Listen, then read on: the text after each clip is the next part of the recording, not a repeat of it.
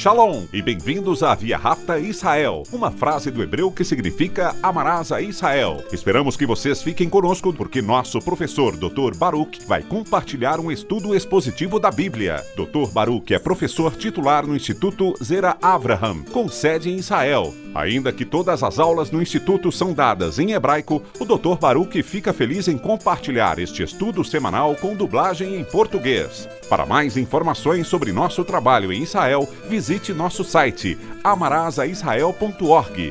Fiquem agora com o Dr. Baruch e a aula de hoje. We are going to see that God warns us. Hoje veremos que Deus nos alerta sobre o inimigo. Eu falo muito sobre o fato de que existe um inimigo que deseja a nossa destruição. Quando olhamos para o seu nome, sabemos que ele se chama adversário. Como já falei antes, ele quer trazer problemas, obstáculos para a sua vida. Se não estivermos comprometidos com a verdade, se não andarmos na fé, se não desejarmos ser obedientes à revelação de Deus, então estamos nos abrindo à ação, aos ataques e aos danos que o inimigo quer nos infligir. Ele é implacável, ele é cruel. Não há nada que ele não faça para realizar seus planos perversos e malignos. Mas é somente através da verdade de Deus, do ministério do Espírito Santo, da nossa resposta à vontade de Deus, que teremos essa experiência vitoriosa. Não no final, mas agora, neste mundo, para que possamos andar de acordo com os objetivos de Deus, que possamos cumprir seus propósitos e dar um testemunho louvável. Agora, pegue sua Bíblia e olhe comigo em 1 Timóteo, capítulo 4. Neste estudo, vamos lidar apenas com os primeiros 5 versículos deste 4º capítulo. Vamos completá-lo, se Deus quiser, na próxima semana. Vamos aproveitar o nosso tempo. Não vamos perder muito tempo, mas pretendo ler esses versículos com cuidado, lentamente, para que possamos entender o que, de fato, Paulo está dizendo a Timóteo. Timóteo tem responsabilidades. Ele é um jovem líder, mas não é um novato. Não é um recém-convertido. Ele pode ser jovem, mas é maduro na fé. Ele teve muita experiência servindo ao apóstolo Paulo, sendo ensinado por ele, tendo crescido como um homem de Deus, um servo de Deus. Observe o que Paulo lhe diz neste 4º capítulo. Vamos começar.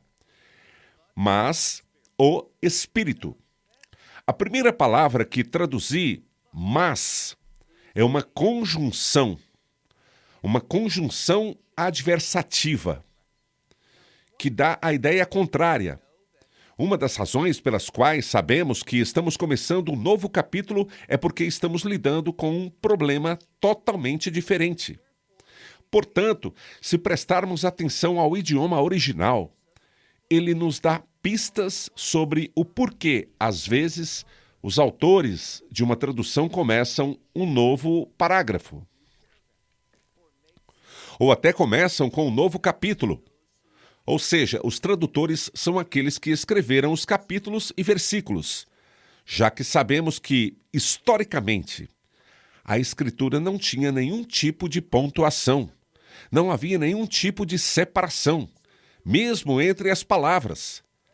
Para que não houvesse capítulos e versículos, tudo isso foi colocado pelo homem para nos ajudar a fazer referência às Escrituras, e também para fazer clareza ao texto, para separar a palavra de forma que pudéssemos entendê-la melhor. Então aqui estamos começando um novo capítulo. E o motivo é porque é um assunto novo. E isso nos é apontado por esta primeira conjunção. Várias Bíblias traduziram por agora. Não sei por quê, pois geralmente a tradução é feita corretamente com a palavra mas, já que estava se falando sobre uma coisa e agora é algo diferente, algo que não está na mesma direção. É um novo assunto que começa. Por isso, usa-se o mas. Repetindo, mas o Espírito. O próximo termo normalmente é traduzido por expressivamente. É uma palavra com a qual podemos estar familiarizados, pois é de onde obtemos a palavra grega rima. E esta é uma outra palavra com o conceito de uma palavra. Ou seja, existe uma palavra escrita, existe uma ideia, uma mentalidade. E isso, em grego, é exibido em referência a uma palavra grega totalmente diferente, a palavra logos, que é um pensamento. É como um projeto, um plano, algo que foi escrito. Porém, a rima é uma proclamação que põe em prática o que foi escrito. É preciso que aquela lógica, aquele desejo, aquele projeto de Deus que se fala em existência, é muito semelhante ao que vemos no livro do Gênesis, onde Deus diz, vai-hi, ou seja, que haja luz, e passou-se a ter a luz. Estamos falando sobre algo que está sendo proclamado que acontecerá. É isso que Paulo quer que Timóteo saiba. Então, olhe novamente, está escrito, mas, pois ele confronta as qualificações para a liderança, que concluímos na semana passada no capítulo 3, já que este é um novo assunto. Mas o Espírito claramente diz. A palavra claramente enfatiza e nos diz que isso é algo de que precisamos estar cientes e que precisamos responder à luz dessa situação. Veja que se trata do Espírito. Qual é o propósito do Espírito? Trazer ordem, uma ordem piedosa em nossa vida. Paulo está transmitindo a Timóteo e às congregações que estão sob sua liderança, veja agora o que ele fala nesta frase, que nos últimos tempos, essa é outra expressão para últimos dias. Está se falando sobre um tempo de transição. E acredito que há sinais, indicadores proféticos de que estamos nos aproximando deste tempo de transição, dos últimos dias. Há muitas coisas acontecendo. Nós já vemos aquelas dores de parto, também essas guerras que vão acontecer, fomes, pestes, terremotos, uma variedade de coisas diferentes. O que precisamos perceber é que tudo isso vai trazer instabilidade, vai trazer confusão. A menos que você conheça a verdade e que você esteja comprometido com a verdade, você ficará confuso e se afastará de onde Deus quer que você esteja. Isso é o que o adversário, Satanás, quer fazer. Através dessa instabilidade, ele quer fazer com que você entre em pânico, com que você corra, com que você se comporte de forma que não se atente à confiança e à verdade da revelação de Deus, de forma que seja afastado da provisão de Deus, do seu poder, da sua presença, e, portanto, falhar, ao invés de ter esse testemunho divino. Assim ele diz, mas o Espírito claramente diz que, nos últimos dias, logo em seguida, nós temos um verbo, que é a palavra apostemai. Por que ela é tão importante? É porque ela significa permanecer fora. O termo dá a ideia de afastamento e podemos considerar como partida, saída. Esta é uma palavra importante e tem implicações com o fim dos tempos. Por quê? Bem, Paulo usa esta mesma palavra, mas como substantivo, não como aqui em 2 Tessalonicenses, capítulo 2, onde ele fala sobre aquilo que algumas Bíblias traduzem como uma grande queda. Outras usam o termo grego de dimensão anglo-saxônica, o termo apostasia. E é disso que ele está falando quando diz que haverá uma partida, um afastamento. Quando ele diz esta partida. E esta palavra, em geral, significa o lugar onde alguém deveria estar, mas houve um afastamento. Eles se afastaram daquilo que é bom para aquilo que não é bom. Então, é o que Paulo está dizendo a Timóteo. Veja bem, eles tinham uma sensação de urgência com relação aos últimos dias, que todos nós deveríamos ter em todos os momentos. Mas agora há um indicador ainda maior de que estamos nos aproximando dessa transição, de forma que, nos últimos tempos, ele diz, alguns. Eu sugiro que você agora sublinhe esta frase. Alguns, eles abandonarão a fé.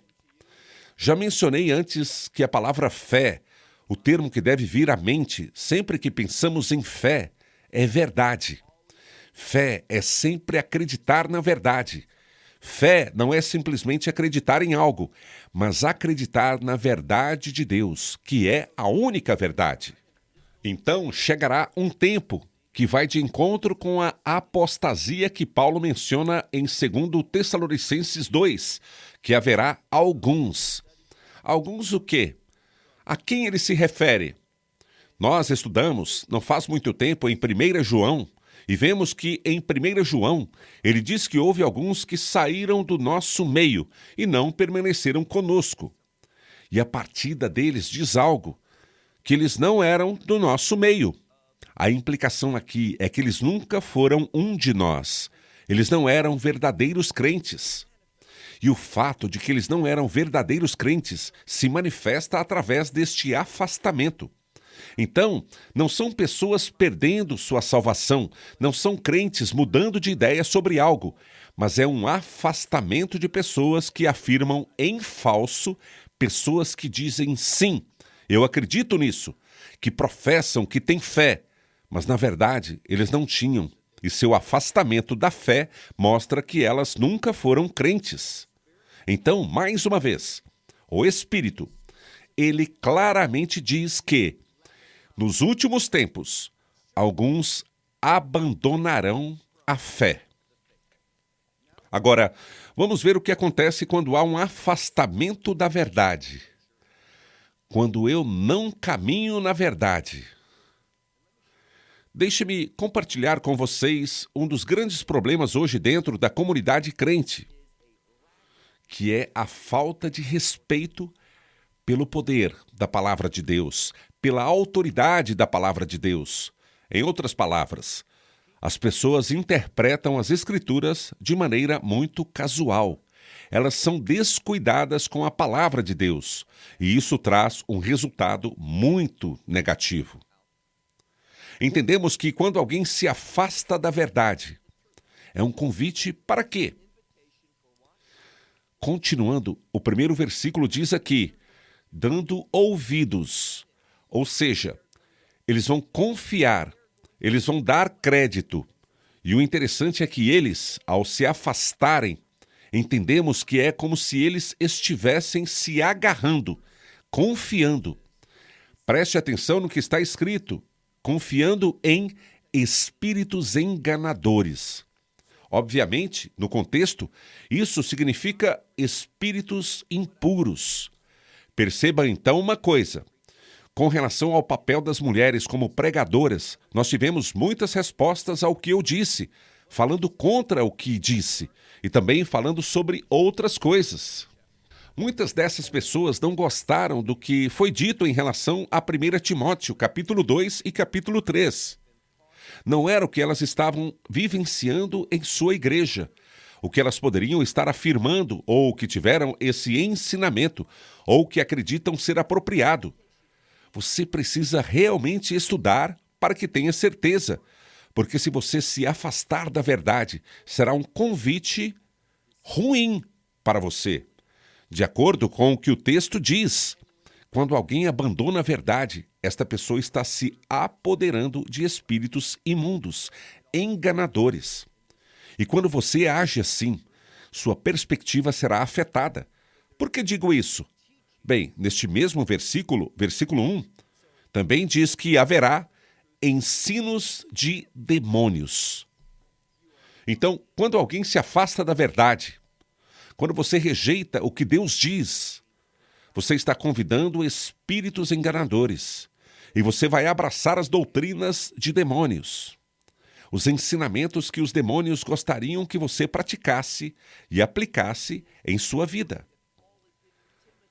Isso é sério. Isso é um aviso que Paulo está dando a Timóteo para encorajar o povo a permanecer fiel à revelação de Deus. Não para duvidar da palavra de Deus, não para alterar a palavra de Deus, não para rejeitar a palavra de Deus. Portanto, sempre que não aceitamos a palavra de Deus pelo que ela é, certamente haverá implicações sérias. Haverá consequências que não podem ser enfrentadas, porque quando você rejeita a verdade, você evita o Espírito Santo. Muitas vezes, as pessoas me escrevem e dizem: então, mas como posso evitar, impedir o Espírito Santo? Eu sou apenas um homem, sou apenas uma mulher. Como posso fazer com que o Espírito de Deus seja impedido? Não estou falando sobre você ser mais poderoso, ou que você é capaz de impedi-lo por causa de sua força física. Nada poderia estar mais longe da verdade. Ele está falando sobre uma lei espiritual. Quando eu pratico a infidelidade, quando me afasto da verdade, existe uma lei espiritual que diz: o Espírito Santo, ele não vai abençoar a sua decisão. Ele não vai ajudar você, ele não vai realizar o seu ministério em sua vida porque você violou uma lei bíblica, uma lei espiritual. Então, não é que você o atrapalhe fisicamente. O Espírito Santo está avaliando e diz: eu não vou me envolver na vida daquela pessoa que tem esse propósito com relação ao que ele está querendo fazer, o que ele está fazendo na sua vida. A forma como se comporta. Eu não faço parte disso. Quem faz parte disso? Os espíritos imundos e demônios. São eles que você está convidando. Olhe para o próximo versículo, versículo 2. Agora, quando você se afasta da fé, observe, o que acontece? Você vai começar a agir com hipocrisia. Observe a próxima palavra. São duas palavras. Uma delas significa palavra, mas não é aquela que já vimos, rima. Ao contrário, é a palavra logos. Depois temos um prefixo que antecede, pois se trata de uma palavra composta, e é a palavra da ideia de aquilo que é falso. Assim, você estará caminhando na hipocrisia e se apegará a palavras falsas. Ou seja, lembra da palavra logos? Ela fala sobre aquilo que Deus colocou. É como um projeto. São instruções. E o que acontece é que você se tornará hipócrita. Por fim, como consequência, você estará seguindo instruções falsas. É como quando as pessoas usam mapas. Você está tentando chegar a algum lugar e o mapa que você tem está errado. Ele não descreve com precisão o que você vai encontrar. O que está lá, ele é falso. Então perceba que, quando eu me afasto da verdade, vou ver as coisas incorretamente, as instruções que vou receber, em que vou basear as minhas decisões. Toda essa informação será distorcida, falsa. E onde isso vai te levar? Isso vai te levar para onde o inimigo quer que você esteja, em vez de ser onde Deus quer que você esteja. Será que Deus queria que as pessoas lá no início passassem aqueles 40 anos no deserto? Ele não queria. Isso não era a sua vontade para eles. Mas por que eles rejeitaram? Porque se afastaram dos seus caminhos, de sua verdade. Eles passaram 40 anos no deserto para que aquela geração experimentasse a morte e não mais existissem. Até que surgiu uma nova geração, um novo povo. E é isso que precisamos entender. Era um novo povo. Não eram os mesmos, mas um novo povo que entrou na terra de Israel. Que não eram aqueles que foram desobedientes e idólatras. Continuando, Paulo diz: quando você se afasta da verdade, você convida espíritos enganadores. Você acaba abraçando os ensinamentos de demônios. E você será então encontrado hipócrita. Veja o versículo 2. Pela hipocrisia, você estará seguindo palavras falsas, instruções falsas. Observe o que ele diz no final do versículo 2. Dessas pessoas, está no plural. Elas estão cauterizadas. O que esse termo quer dizer? não são elas, as pessoas. Ele vai dizer agora, cuja própria consciência está cauterizada. Isso é importante porque nós percebemos uma coisa. No final do versículo 2, a ênfase é na palavra consciência. Por que ela é importante? Bem, nós não vemos, como crentes, que Paulo esteja dizendo caminhe segundo sua própria consciência. Nós devemos ter uma consciência limpa. Mas ele não diz caminhe segundo sua própria consciência. Ele diz caminhe no Espírito. Mas essas pessoas não têm o Espírito Santo. Elas nunca tiveram o Espírito Santo. Qualquer influência espiritual que elas estejam experimentando é do inimigo. São de espíritos enganadores. É uma influência demoníaca. Portanto, foi por causa da rejeição dessas pessoas. Agora, lembre-se de onde começamos neste chamado à adoração que tivemos, que é de Deuteronômio, capítulo 30, versículo 14, onde diz que a palavra de Deus está em sua boca, está em seu coração. Ou seja, Moisés, no contexto original, ele proferiu para eles a verdade de Deus. Eles falavam, eles ouviam, eles conheciam a Torá. Mas o problema é que eles não escolheram o ensinamento de Deus. Portanto, por causa disso, enfrentamos a morte. Vemos perda de tempo. Vemos pessoas que estão onde Deus não queria que elas estivessem, ou fazendo as coisas que Deus não queria que elas fizessem. Este é o resultado. São restos, sobras, desperdício. Então ele diz aqui, nesta passagem das Escrituras, olhe novamente, diz que essas pessoas tinham cauterizado. A palavra aqui, o termo em questão, acredito que seja um termo médico, que é fazer alguma coisa em uma parte do corpo onde você pega algo quente, como por exemplo um ferro quente, ou algo parecido, uma ferramenta médica, e a coloca sobre essa parte do corpo, queimando e cauterizando-a. O que acontece? Esse calor destrói os nervos, e esses nervos não podem mais sentir nada. Por causa disso, nós entendemos que uma consciência cauterizada nos diz que a consciência não funciona mais. No início, quando Deus criou todas as pessoas, judeus e gentios, todos nasceram com uma consciência. A consciência funciona. E pode entender, até certo ponto, a revelação de Deus. Ela pode discernir, até certo ponto, o certo e o errado. Mas o Espírito Santo, em nós, ele nos guia em toda a verdade. Ele é o Espírito da justiça. Ele funciona de maneira superior à consciência. Mas essas pessoas, está escrito que suas consciências foram cauterizadas.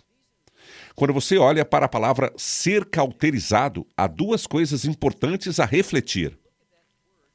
Em primeiro lugar, fala de um acontecimento que ocorreu no passado, que é verdade no presente. E essa condição continuará indefinidamente. Por que eu digo isso? Porque está no tempo perfeito. Entenda, a sua consciência foi cauterizada em algum momento no passado. Ela ainda está sendo cauterizada e ficará cauterizada para sempre. O outro ponto que vemos é que esse termo aparece na voz passiva. Isso significa que não foi porque eles fizeram, mas algo agiu sobre eles, de fora. Do que estou falando? Foi a influência de espíritos enganadores e as doutrinas do demônio. E como tudo começa? Tudo começa quando alguém se afasta da verdade. É muito arriscado agir assim. Quando você se afasta da verdade, você está entrando num lugar muito perigoso. É sobre isso que Paulo está falando. E ele quer que as pessoas não se comprometam, que não sejam descuidadas com a palavra de Deus, mas que permaneçam na verdade, que não se afastem da palavra de Deus. Agora veja o versículo 3. O versículo 3, e nós só temos mais 3 versículos, 3, 4, 5. Nós veremos que ele fala sobre as coisas que, novamente, muitas vezes queremos interpretá-lo com base em nossa experiência. Mas o que Paulo está instruindo Timóteo é que essas são coisas que vão descrever como são os últimos dias. Então, não devemos procurar na história a que elas estão se referindo, mas o que vai acontecer. Diz aqui que haverá pessoas que proíbem o casamento. Proibir o casamento. A palavra usada aqui para proibir também pode ser exercer um certo controle. Quando você proíbe, é porque você está querendo controlar a situação ou acha que tem algum direito de controlá-la. O que está dizendo aqui é que haverá líderes que vão querer dizer a você com quem você pode e com quem você não pode se casar. Não com base nas Escrituras, mas com base no desejo deles de controlá-lo. Eles vão querer que você, por fim, se submeta a eles, não à verdade de Deus, mas a eles. É sobre isso que ele está falando, sobre algo bem básico, que é o casamento. E nós vemos situações como essa hoje. Fico muito surpreso com o que ouço sobre os líderes de congregações desta denominação, desse lugar e de alguns outros lugares, onde as pessoas participam e que precisam de permissão para se casarem. Eu me lembro, não foi há muito tempo, quando o líder religioso disse a este canal: eu quero testar se vocês estão realmente comprometidos um com o outro. Não quero que vocês se falem. Não quero que vocês escrevam mensagens de texto, que falem ao telefone, que se encontrem, que façam nada durante 6 meses. E se vocês obedecerem fielmente, se não tiverem nenhum contato, de jeito nenhum, por 6 meses, então vocês voltam e, se puderem testemunhar diante de Deus que mantiveram esses 6 meses de separação, então eu casarei vocês. Onde encontramos isso na palavra de Deus? Por que colocar essa pedra de tropeço diante de alguém? Por que dizer esse tipo de coisa? De onde tiramos essa autoridade? A autoridade é dele. É disso que está se falando aqui. Está falando sobre uma liderança que vai se afastar da soberania das Escrituras e fazer suas próprias regras sobre com quem você pode se casar, se você deve se casar. E também preste atenção, e a abstinência de alimentos. Nós temos que ter cuidado aqui porque muitas vezes vemos traduções ruins. Por causa dessas traduções ruins, e muitas vezes é porque os tradutores são descuidados com a palavra de Deus, e eles acabam dizendo o que eles queriam dizer, ou o que casualmente eles acreditam que é a isso que se referia. Muitas vezes, os tradutores usam suas próprias lentes culturais para traduzir algo na língua que estão colocando no texto bíblico. Por isso, deixe-me traduzir aqui de forma bem literal. Fala aqui sobre não acolher, não receber comida. Então, eles proíbem o casamento e eles, você pode dizer, se abstêm de alimentos que Deus criou para receber. Agora, aqui nós temos um problema. Na maioria das vezes, as pessoas leem essa parte e dizem, Deus... E nós vamos tratar do versículo que parece estar dizendo isso, mas não está. As pessoas querem que esta passagem seja assim. Deus criou todos os alimentos para serem recebidos por nós. Mas ela não diz isso. Se você ler com atenção, diz assim, veja bem, que Deus criou. Se sua Bíblia diz depois, para serem recebidos, está errado. Por quê? Ser recebido seria um verbo. Mas se você olhar bem, a palavra original é um adjetivo. Isso é muito importante. Em segundo lugar, temos o termo para, que é palavra eis, que significa para, e que está antes desse adjetivo. Então, traduzindo para o português, está escrito assim, para receber. Então, Deus criou a comida para receber. Não está se falando de toda a comida, mas da comida que Deus criou para receber. Então, Deus disse, isso é comida. E se você procurar, por exemplo, no livro de Levítico, no livro do Deuteronômio, há capítulos onde Deus diz, isso é comida, e isso não é comida. Isso é permitido comer, e isso não é. Quem está dizendo? Deus. Hoje as pessoas simplesmente ignoram isso, mas você não deve. Qual é a metodologia de interpretação que diz, se a Bíblia diz dízimo, e nós damos o dízimo hoje, quando o dízimo era para Jerusalém? Agora não vamos nos aprofundar nessa questão, mas é muito interessante que tantas pessoas ensinem sobre o dízimo. Eu não sou contra. Este é um princípio maravilhoso.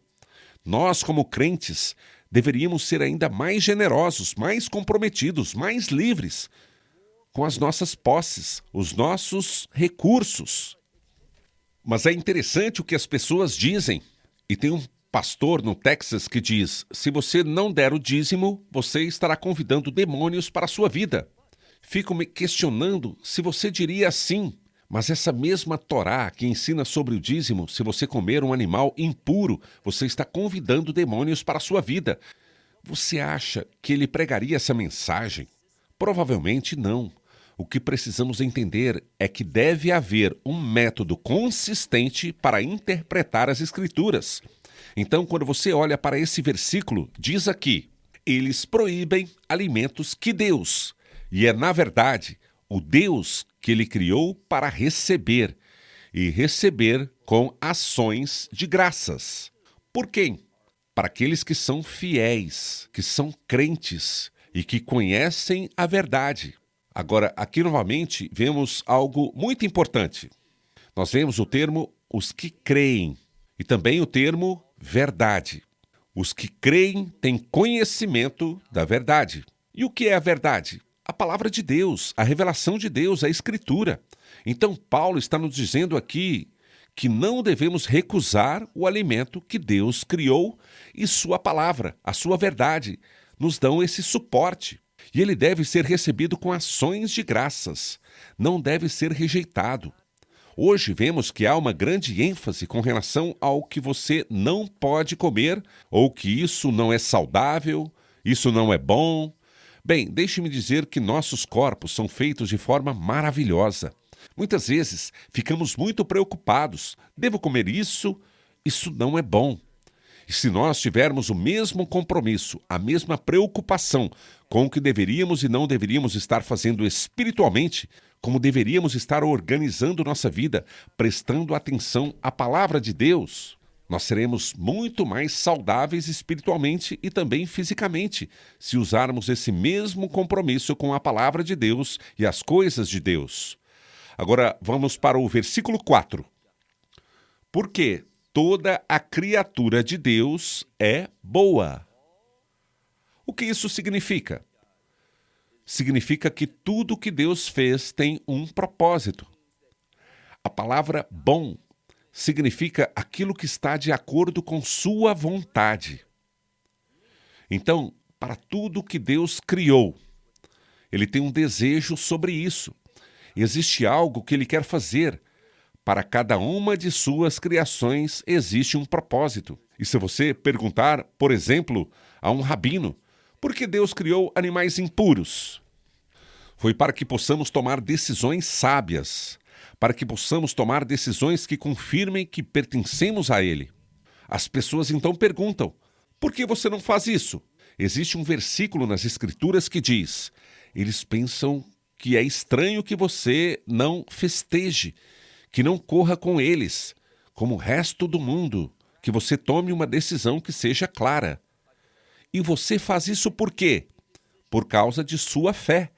Então, esses animais impuros, eles têm um propósito, que é para que nós possamos demonstrar discernimento, demonstrar nossa obediência a Deus, que possamos mostrar que somos pessoas submissas às suas instruções. Repetindo o versículo 4. Porque toda a criatura de Deus é boa e nada, está escrito aqui, nada deve ser. Observe o que está escrito.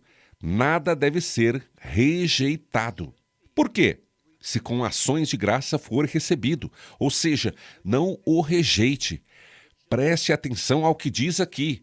Você deve receber tudo com ações de graça. Depois ele nos questiona. Como? Como fazemos isso? Ele está falando sobre tudo? Bem, se o assunto terminou, ou seja, se esse assunto terminou no versículo 4, você poderia chegar a essa conclusão. Mas percebemos algo. Veja o versículo 5. O versículo 5 continua, o assunto. E ele explica. Agora, como posso saber que é uma continuação e uma explicação? Bem, se você olhar aqui, temos uma partícula muito importante, a palavra grega gar. Gar geralmente é traduzido por porquê. E o seu uso é, você diz algo, e então esta palavra gar, em grego, identifica que haverá outra afirmação, que tem relação com o que acabou de ser dito. Então, não podemos simplesmente terminar com o final do versículo 4. O pensamento continua. Então, olhe novamente. Ele diz, porque toda criatura de Deus é boa e nada é. Esta é uma palavra que dá a ideia de ser recusada, mas ao invés, diz aqui, sendo recebido com ações de graças, por quê? Observe o que ele diz agora no versículo 5, nosso último versículo, porque é santificado. Note que esta estrutura está na voz passiva, o que significa que algo faz com que seja santificado. Qual é o conceito de santificado? Santificado está relacionado à santidade. De fato, a palavra santo aparece na palavra santificação. É o processo de ser santo. É isso que muitas pessoas pensam, que se eu orar, isso santifica. Nós não vemos assim nas Escrituras. Não é isso que está dizendo. Santificação é um processo pelo qual a santidade. Eu percebo que santidade é uma palavra que implica em propósito. Quando me comporto de forma santa, é porque estou me comportando de acordo com o propósito de Deus. Quando eu me comporto de maneira profana, é porque eu não estou cumprindo o propósito de Deus. Então, quando ele diz que é santificado, vamos entender seu propósito. Observe o que está escrito aqui. Temos que ler todos os textos e entender as partes do versículo e o que essas partes acrescentam para um entendimento adequado. Está escrito, porque é santificado pela palavra de Deus. Então, eu compreendo o propósito. Tudo que Deus criou é bom, mas não entendo o propósito de forma intrínseca. Ou seja, eu não saberei o propósito, como reagir a ele, qual é a utilidade de Deus para essa determinada coisa, a menos que eu conheça a sua palavra. Então, ali mesmo, ela nos diz que tudo que Deus criou tem um propósito, e é bom. Mas somente através da revelação da sua palavra que posso afirmar o propósito. Afirmar o propósito de Deus é a santificação. É isso mesmo, é se submeter ao propósito de Deus. Então ele diz aqui, tudo que Deus criou é bom, tem um propósito, e não deve ser simplesmente rejeitado, descartado casualmente. Ao invés, ele nos diz que deve ser recebido com ações de graças. Recebido. É preciso dar as boas-vindas. Entender que há um propósito para ele. Deus seja louvado pelo que ele fez. Depois, Paulo nos diz, com relação a essa coisa, o que você precisa fazer com ela. Qual é o seu propósito? Ele é revelado, é santificado pela palavra de Deus e pela oração. Em outras palavras, é uma necessidade para me aproximar da palavra de Deus, da sua revelação, em forma de oração. Ou seja, eu me coloco na presença de Deus. A oração é exatamente isso. Orar é dizer, Senhor Deus, estou convidando, estou implorando, estou desejando que sua revelação seja iluminada. Veja, a oração não é simplesmente eu falando demais para Deus, dizendo o que eu quero, mas quais são os meus desejos, o que eu quero que Ele faça. Isso não é oração. Você pode tornar suas súplicas conhecidas a Deus, mas uma parte muito importante da oração é ouvir a Deus. Então encontramos a sua palavra e também queremos a sua luz. Por quê? Para que eu saiba como reagir a essa coisa, seja lá o que for. Com relação aos alimentos, vou concluir. A comida é algo com que lidamos o tempo todo. 3 vezes ao dia. Café da manhã, almoço e jantar, e alguns lanches no meio do dia. Ou seja, a comida que comemos, a bebida que bebemos constantemente ao longo do dia. Uma das razões pelas quais Deus não dá instruções sobre as leis dietéticas é porque elas nos acompanham ao longo do dia, durante a semana, durante o mês.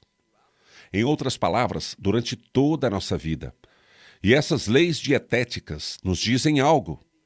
Da mesma maneira que vemos em relação ao casamento e à intimidade dentro do casamento. Existem regras. Deus dita quando alguém pode ser íntimo e quando alguém não deveria ser. Nós não vamos entrar nessas leis, nessas questões agora, mas há momentos em que Deus proíbe marido e mulher de se unirem. Nós sabemos que existem momentos habituais de separação e há outros momentos que devem ser para orações. É o que Paulo diz no Novo Testamento. Mas os alimentos nos ensinam diariamente, várias vezes ao dia, a exercitar e tomar decisões com base nos ensinamentos de Deus. Então, quando olhamos para o Kashrut, as leis dietéticas judaicas, elas não existem apenas para a nossa saúde física.